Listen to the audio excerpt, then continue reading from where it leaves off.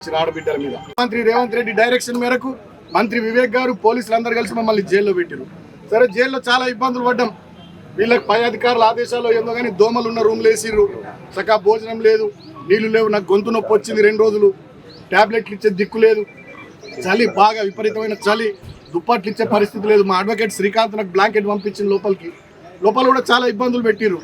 మీరు ఇటు తిరగొద్దు అటు తిరగొద్దు రిస్ట్రిక్షన్స్ మాకు. సరే భరించినాం. ఇవాళకి 16 రోజులు. నేను ఇప్పుడు కోరుతా ఉన్న వివేక్ గారిని, ముఖ్యమంత్రి రేవంత్ గారిని, మీ కళ్ళు చల్లబడ్డాయా, మీ కక్ష తీరిందా, మీ కడుపు మంట చల్లారిందా?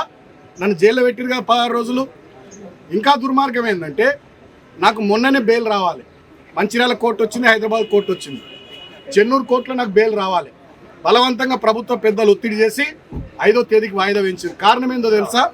నిన్న హోలీ, ఇవాళ నా చిన్న కొడుకు పుట్టినరోజు.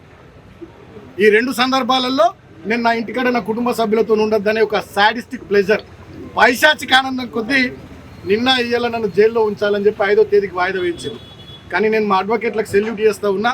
మా కేసీఆర్ గారు ఎప్పటికప్పుడు మానిటర్ చేసి వారికి కూడా కృతజ్ఞతలు.